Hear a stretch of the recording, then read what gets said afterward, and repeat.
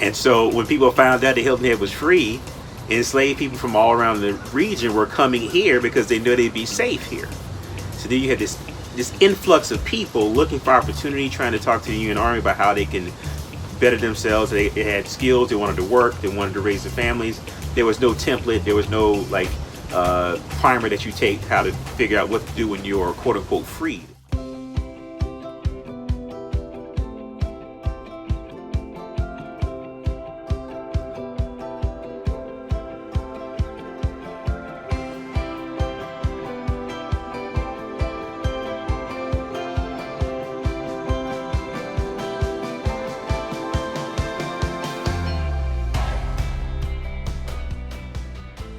I'm so excited to show you the show because look at this, we're at the Mitchelville Freedom Park. And what is that? Well, that is the first free Black community in the South, which is very significant and it's very important as far as our American history. It was established in 1861. So today we're going to learn about, they're actually doing archaeological surveys here of the property to find out the plots and find out more of the artifacts. And so we're going to meet with an archaeologist. Her name is Katherine Seeber, and she's been watching over this project for about 4 years. And we're also going to meet Ahmad Ward, who's the executive director of the park, and we're going to find out some history, culture, why it was important to our American history. So let's go in.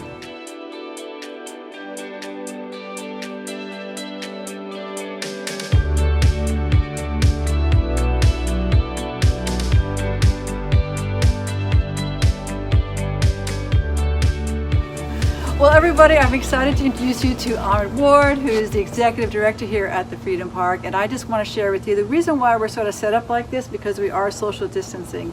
You know, even when we're in the middle of this COVID crazy pandemic world of ours, I still want to bring you interesting travel blogs. I want to just keep sharing interesting stories with you, even if you're sitting at home.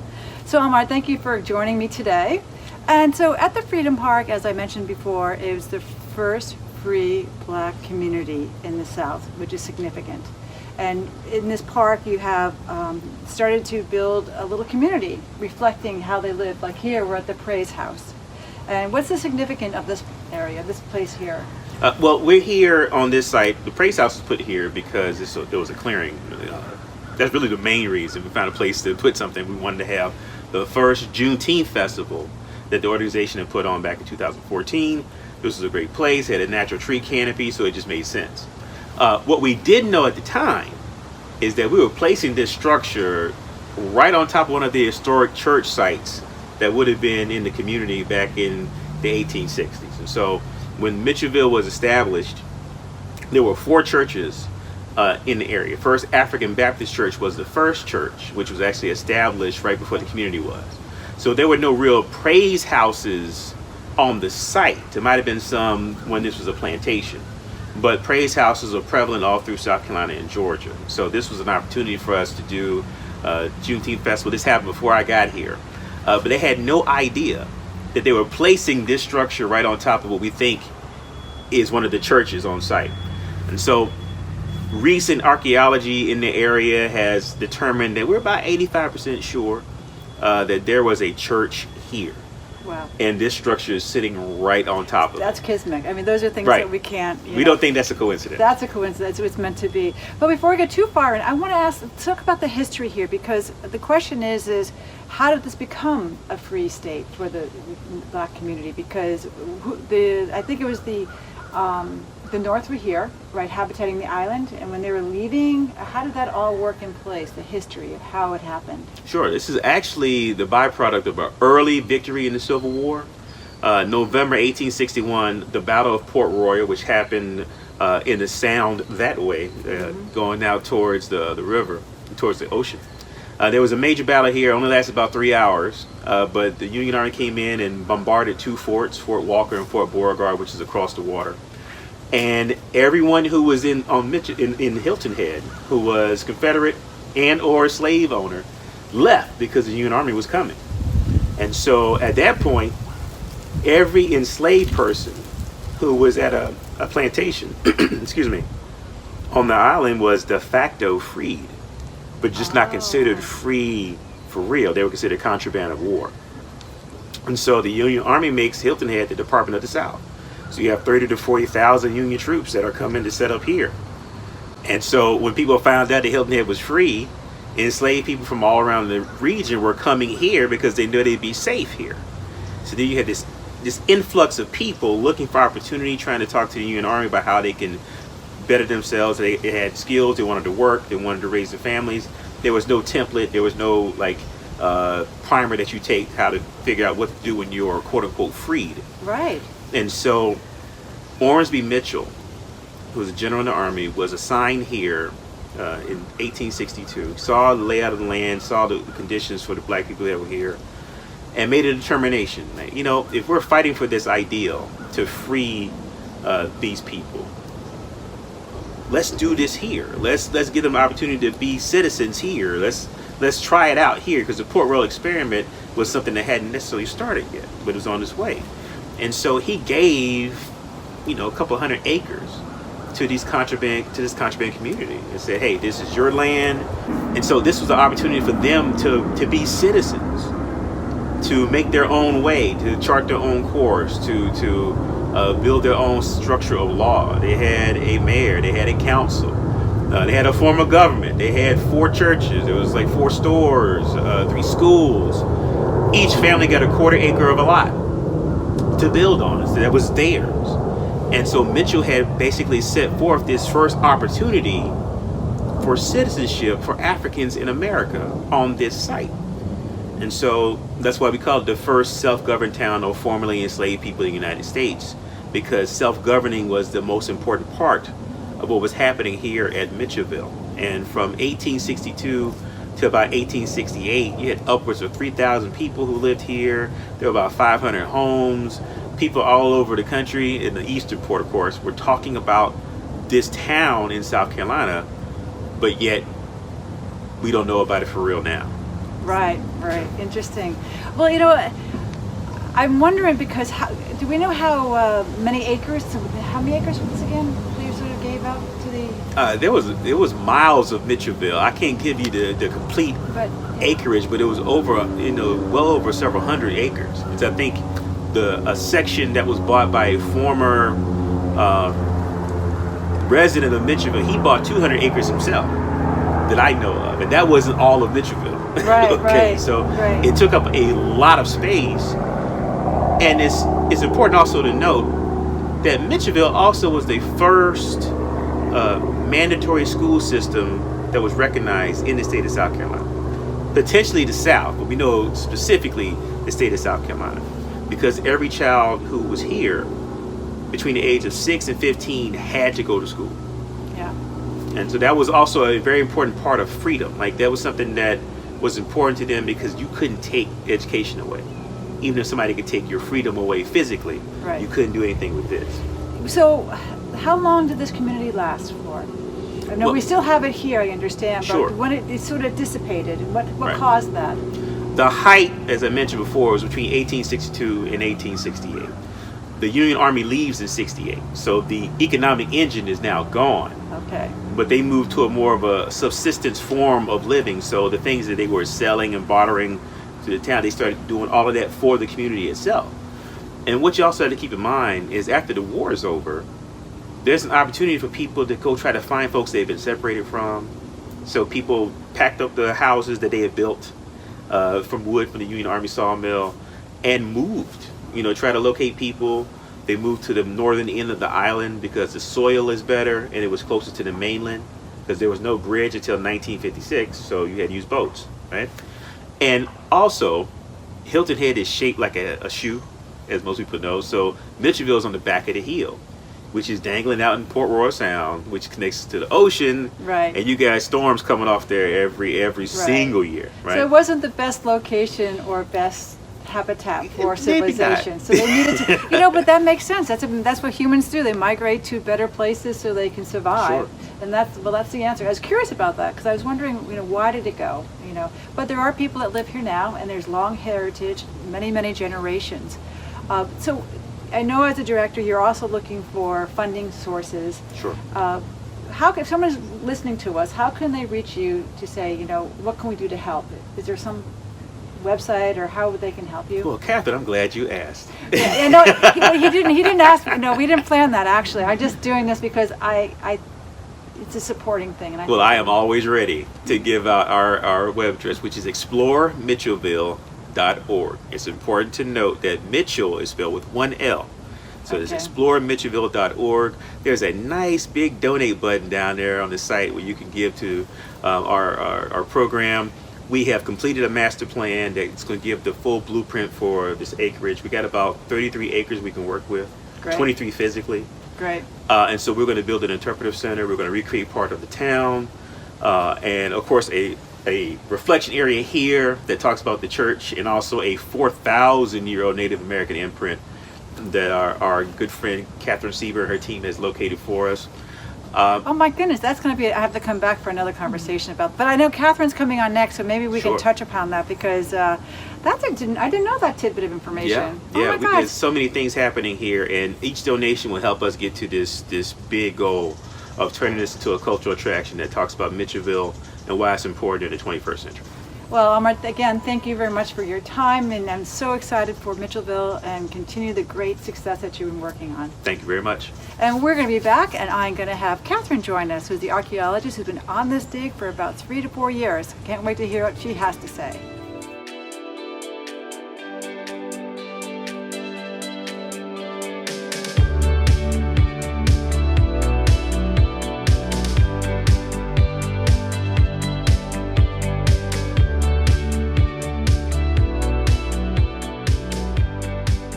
And we're back. I have Kathryn Seeber, who's the archaeologist here, who's been surveying the plot and for about 3 to 4 years. And I'd like to ask you, before we get into Mitchellville, I've never met an archaeologist face to face before. And as I said, we are sitting like this for a purpose because we are social distancing. Please tell me about your passion. I just find that so interesting. So I've wanted to be an archaeologist the entire time I was a child.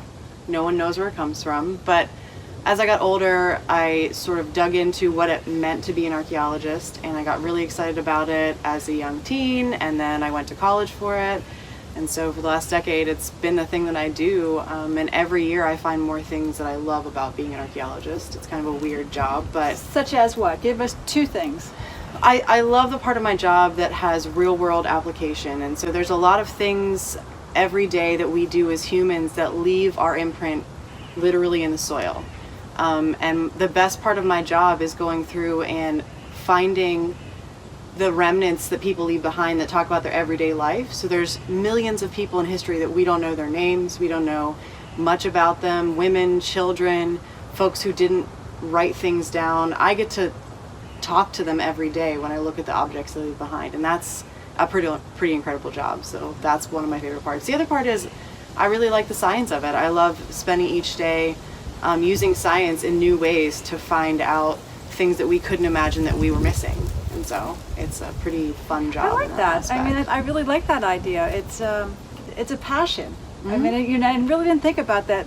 You're finding things that are talking to you, and they're telling you something that we didn't know. Mm-hmm. All right, so we're at Mitchellville. Yes. And you have been here. And so what is the plan from your perspective? What are we doing? So the archaeology in this park is been ongoing. I've been doing archaeology here on and off since 2017. So as Ahmad said, we have a lot of acreage to cover here. We got about 24 acres of viable land that are the last footprints of Mitchellville. So earlier we talked about how Mitchellville was a large town. There's a lot of miles of it. So from where I'm sitting, there's miles going this way, and all of that is under development now. There's an airport there, there's a hospital there, there's condos. So the things that people who lived at Mitchellville left behind in that area are mostly gone. The archaeology is wiped away. So for us, the really incredible part of this park is we have a chance to look at what the folks at Mitchellville were living each day like through the archaeology here, but this is all that's left. So the master plan for me is to survey the entire park and see what archaeological resources we have left behind. So that's what I'm doing currently. We go piece by piece and target areas of the park that might be developed or that we need to expand on, and check for archaeology before it gets built on. And how are you going about the surveying? Are you digging, or are you are? So we have dug a techniques? few times. Yeah. If right behind you, there's actually some stuff on the ground that is one of my old trenches. So In 2017 and 2018, I came here with ground penetrating radar and magnetometry, instruments that help us look under the ground. And I found that there was some stuff in this specific area that looked different on the radar and the magnetometer. So I came back the next year with a crew and tools, and we excavated this area. So there's a trench behind you, there's a trench behind the building going this way, and that was us looking for anything that was left of the Praise House. We're still processing those results, and COVID has sort of put a damper on our ability to process quickly, but it looks like we're about 85% sure that we found, using ground penetrating radar, but also archaeological excavations here, what is remains of the first church. So that's very So cool. that's sort of foundations and solid things. Well, it would be in most circumstances. So the very difficult and fascinating thing with Mitchellville is this place was really a fast sort of blip in the radar of time. So it's only a few years, right? Right. So if you were living here for a few years, the things that you leave behind are not going to be as massive as other humans, right? The other thing is that we're living in a place where there's a lot of water and then there's a lot of flooding. So every building here was built up on piers. So there's no foundations that were left. So I had to be extremely creative with the archaeology of how to find this building that was up on piers, and when it was it had served its purpose, it was dismantled and used for other things. So I essentially went and did a bunch of research and talked to a lot of other smart archaeologists who work in the Southeast, and I came up with a plan to look for things that could have gotten stuck underneath the church. And so if you were here in 1865, 1866, 1867, the church would have been a place that was maintained by community members, church members every day. And black families in the Southeast or anywhere in the US swept their yards every day to keep it clean and hygienic, but it's also something we can see in archaeology. I knew that the church would have some community members sweeping with a broom around it every single day. And if you go on to other places on the island where there is houses that are up on piers, you can see there is a buildup of sand underneath it from the wind blowing it. So essentially what I did is I did archaeology to try to find piles of wind-blown sand and tiny artifacts that would have been swept with a broom underneath the building, and that's what we found. You know, that is so interesting. You know, it's one thing I've never thought about. You know, number one, we are in the wetlands and we do have flooding, so things wash away easily. That is tricky, for sure. It's very tricky, but it was a technique we were trying and an experiment to see if it was possible. And it is, and we are really So excited about besides, that. what other homes or dwellings are we looking for? Or can you find a grocery store? Are we able to find homes? What else? So there has been archaeology done here before in the 1980s, and that was outside of the park limits mostly. What I am currently doing, like this week and the week before, is right now we have a team out here doing a massive survey with ground penetrating radar, magnetometry, and conductivity. Those are all instruments that look under the ground for remnants of things that humans leave behind. And so all in front of you up here, there is a line of homes that were here in Mitchellville era. And we knew that from maps, but in the last few weeks, we've been able to identify several of them. There's one right here, there's one right there, there's at least So three they or really four. live close quarters. I'm trying to visualize this. So they had small homes and they were very tightly built. It would have together? been sort of tight, but it would imagine it to be like a neighborhood of like a row of homes. Okay, that kind of vision. Interesting. So what has there been like the most aha moment? Like, I didn't expect this one to come down the pipe. I definitely think that when we were excavating here, the first time we did excavations, you're always a little bit unsure about what you're going to find. You never know. And within the first few days, as we were excavating right back here, there was a Union Army hat button that popped out, which was that's a good sign. We're right in the right era. And then right underneath that, we found a Springfield repeater rifle cap, which was something, it was a rifle specifically used by Union Cavalry. And then that was right around a small pile of bricks that would have been a pier base. And so in that moment, I remember thinking, oh, we've got the right era. But there's also another artifact that we found a lot of here that is extremely important, and that's a type of pottery that we have found a lot of around this specific area. It's called collinaware, and it's a type of pottery only produced by enslaved African Americans and their descendants in South Carolina, a little bit in Georgia, Virginia, and the Caribbean. And so I was really surprised to find it here because I didn't think there would be a lot around where there was a church. And we're still trying to figure out exactly why we have so much of it, but we have hundreds of pieces of this beautiful pottery that we know is made by enslaved women in the 1800s and 1700s. And so that's been a really important artifact for us. You know, Kathryn, I do want to step back for 1 second. You talked about, slaves, and this community has a lot of Gullah and Geechee. Can you tell us about that, their heritage, so we understand a little bit more about that? Sure. So I'm not obviously a Gullah person or a Geechee person, but in the last few years I've had to really recalibrate my thinking when I'm talking about things at Mitchellville, because the community that constructed Mitchellville was a Gullah Geechee community, and the community that remains here is Gullah Geechee. And so that just refers to a community of people who, when different African groups were forced here onto these sea islands in the 1700s, anywhere from the bottom of North Carolina stretching all the way down the coast of Florida, all of these sea islands had enslaved Africans and then eventually enslaved African Americans working on them from specific communities in West Africa. They were very isolated because they are island communities, and because they were a little more isolated than inland enslaved communities, they were able to, in some circumstances, retain more traditions or foodways or spiritual practices from their homelands in Africa than some folks in the interior could. Over a period of about 200, 300 years, these different communities developed their own languages and their own food practices and their own spirituality practices that are all tied to their places here on the island, and a combination of things from communities in West Africa that they come from and things they encountered when they got here. Well, this is so interesting. I'm telling you, this is more. I need a part 2 for my blog here. I think so.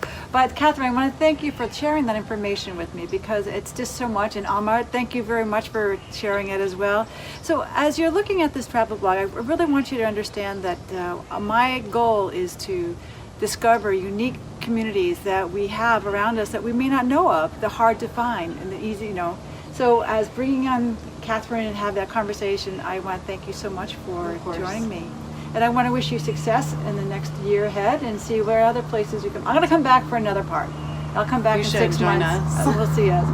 All right. Well, thank you for joining me, and we'll see you next time. Coastal with Kathryn. I want to thank you so much for joining me at Coastal with Kathryn. I hope you enjoyed the show. I enjoyed it so much because of the history lesson that we received.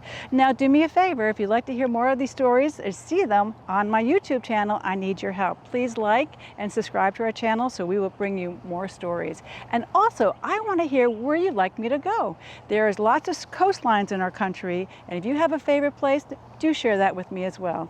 So I want to thank you for joining me, and I'll see you next time with Coastal with Kathryn.